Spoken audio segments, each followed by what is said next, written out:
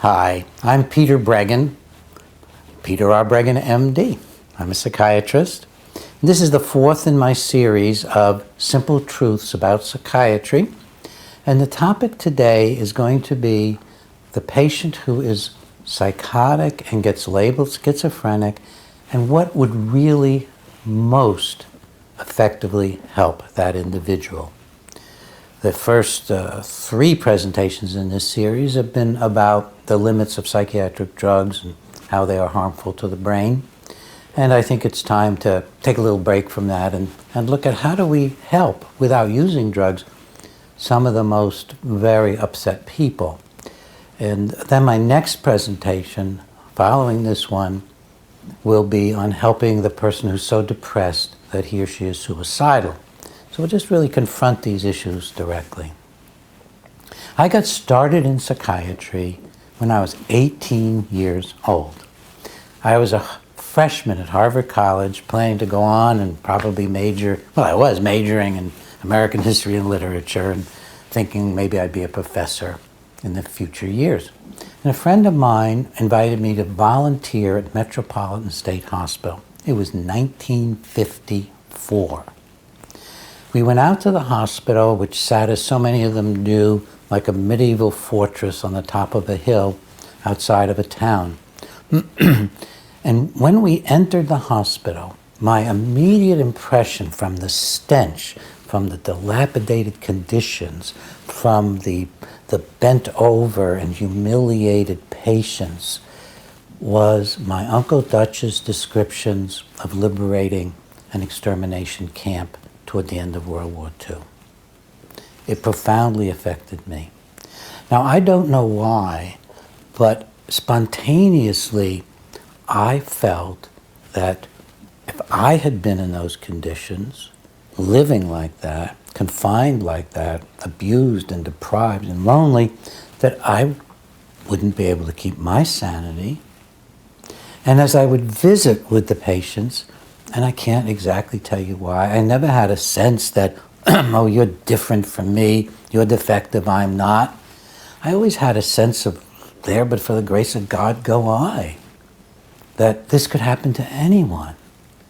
That life could break anyone emotionally, was my sense of it. And certainly I thought at that time, at the age of 18, that I was not invulnerable. Well, I ended up leading this program. Even wrote a book about it, my first book. And lecturing about the program. So I got really involved as just a young boy, really, in this whole field of mental health.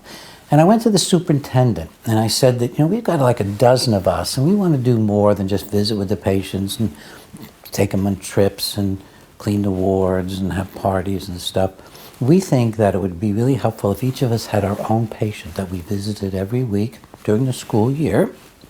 And we have this lovely social worker who's willing to supervise us, and that won't take but an hour or two of his time a week to supervise us.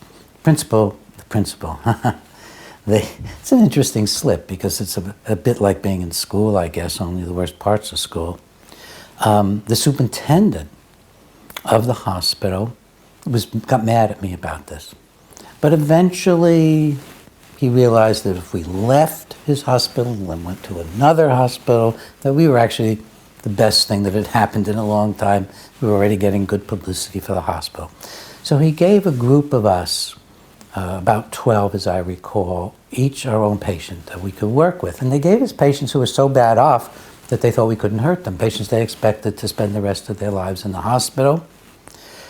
And I describe this scene of the hospital and the outcome in the opening chapter of Toxic Psychiatry. We got all but 3 of the patients out of the hospital. And over a follow-up period, only 2 or 3 came back. So I learned right away that the psychiatric treatments were doing more harm than good. And in the case of the state mental hospital, horribly more harm than good. And that the answer to helping even the most disturbed human being under the worst possible conditions was human relationship. And again, I can't tell you exactly why, But from the start, it looked to me like it was about love. It was about people caring for each other. So back in the 50s, I was already writing about love as healing. Hadn't yet read Buber's I and Thou and other sophisticated books about this idea. And that's why I went into psychiatry. But psychiatry was changing because at the same time the drugs came in. Thorazine, the first of the really heavy lobotomizing drugs. And psychiatry moved so strongly in the drug direction that there was no room. By the time I graduated medical school and started in psychiatry, there's no room anymore for a psychological or a social psychiatry because we were on the way to the psychiatry of today, which is I'll diagnose you and drug you and send you home, and maybe a social worker will talk to you along the way, maybe. Excuse me.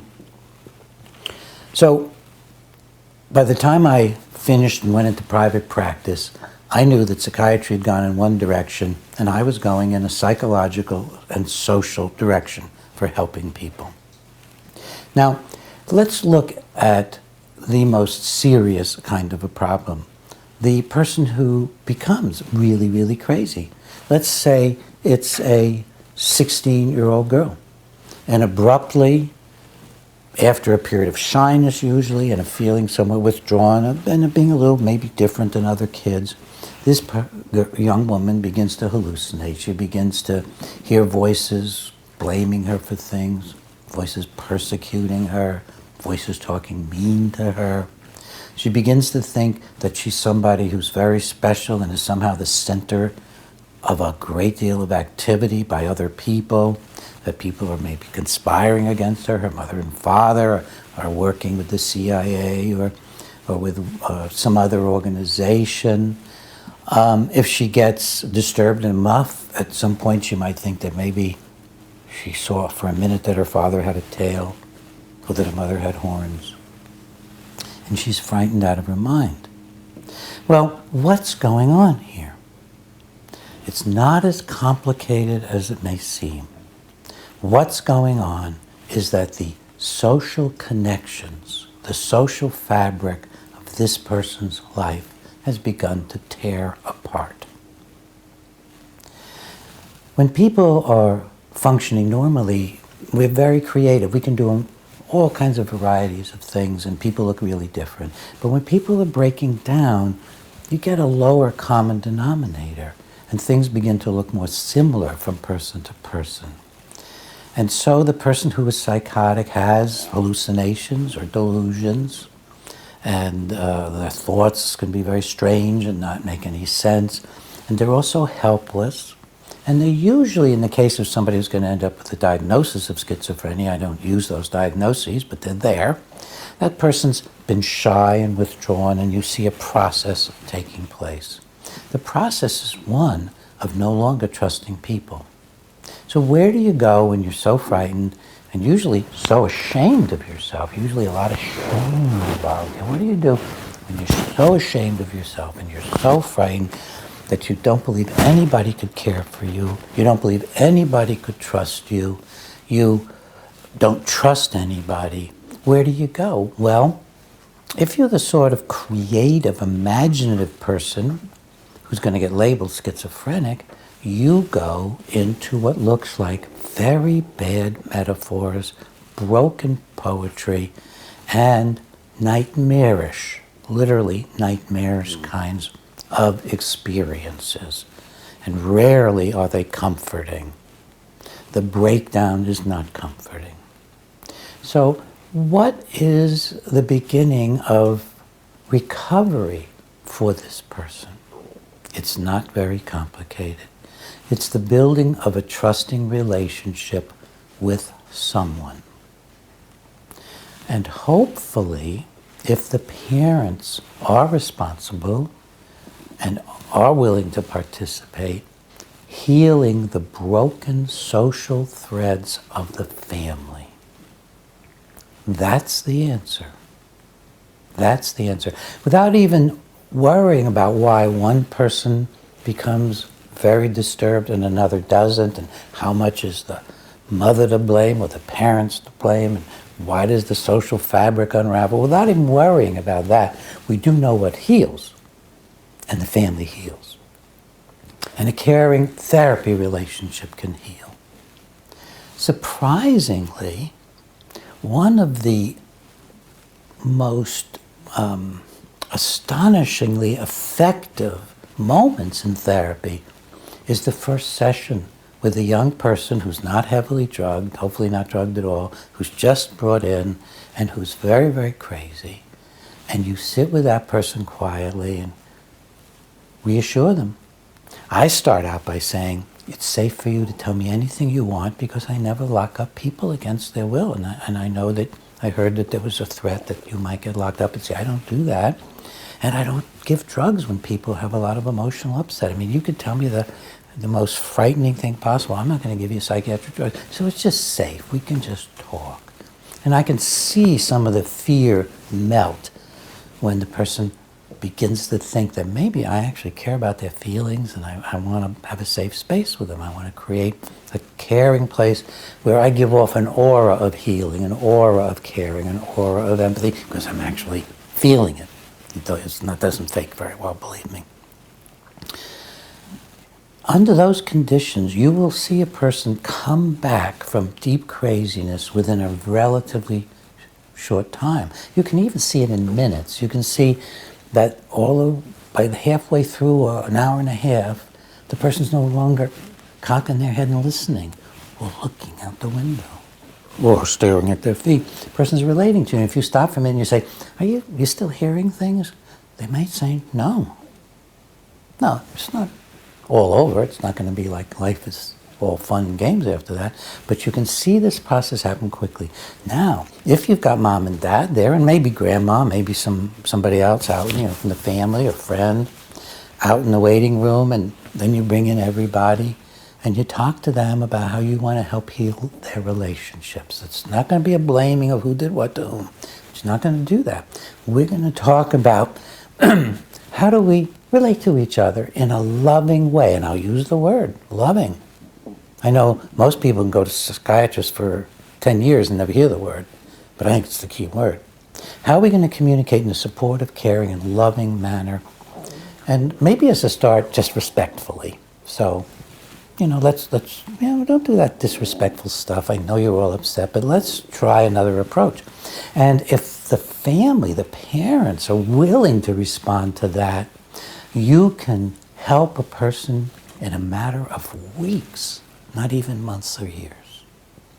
You can help somebody who had a breakdown in the summer go back to school in the fall. Now, this is not some new news. This is not a great therapist in action kind of business. In fact, if you're going to be a good therapist, you have to give up being a great therapist, and you have to think of your clients and patients as having greatness. They're supposed to be the ones that walk out feeling great, not you. But this has been done again and again over centuries. Back in the 1800s and the late 1700s, there was an era called moral therapy, where facilities usually run by Quakers, the Tuke family in England, treated people of the most disturbed kind with kindness and caring and detailed instructions on how the aides had to be educated and being respectful and thoughtful and not overreacting. And as one of the Tukes wrote, and keeping the medical people out with their toxic treatments. And as best we can tell, the rates of people recovering were at least as good as now, and people weren't getting all these horrible drug reactions and terrible neurological disorders and shortened lifespan and dementia that the drugs we use to treat these folks can produce. And then in this country, Lauren Mosier created something called Soteria House, and you can just Google moral therapy. You can Google Soteria House. You can read my brain disabling treatments in psychiatry has a section about this in it. And toxic psychiatry has a section in it. But you can Google a lot of this. Google Soteria House or Lauren Mosier.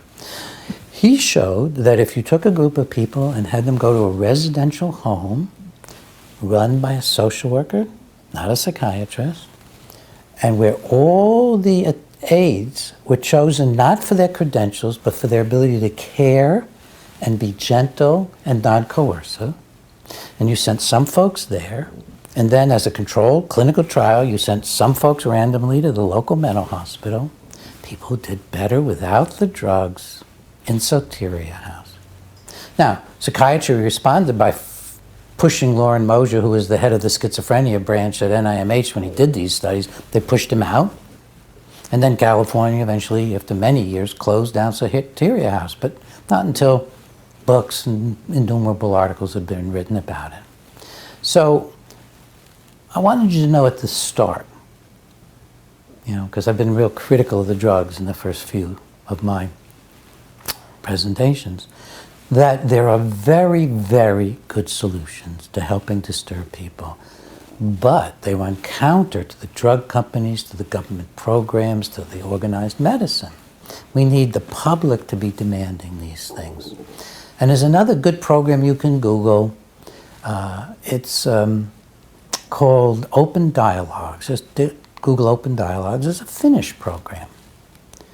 And in that program, when people start to have a breakdown in the community, in Lapland specifically, Lapland, Finland, a team goes to the home and has an open dialogue. They talk among themselves, they talk with the family, they talk with the patient, and they have a saying that schizophrenia exists in between the members of the family. And they're so effective that they rarely use psychiatric drugs. They even more rarely use the heavy antipsychotic drugs. They've been so effective that the rate of so-called schizophrenia is down to almost zero because people are being helped in Lapland by these caring, family-oriented interventions. We're not ignorant about how to help people. We are not ignorant about how to help the most disturbed people. I was doing it when I was 18. Therapists around the world are still doing it. We have projects around the world. But we need you, the public, to say, this is what we want. We want caring havens to go to when we're in desperation. Thanks.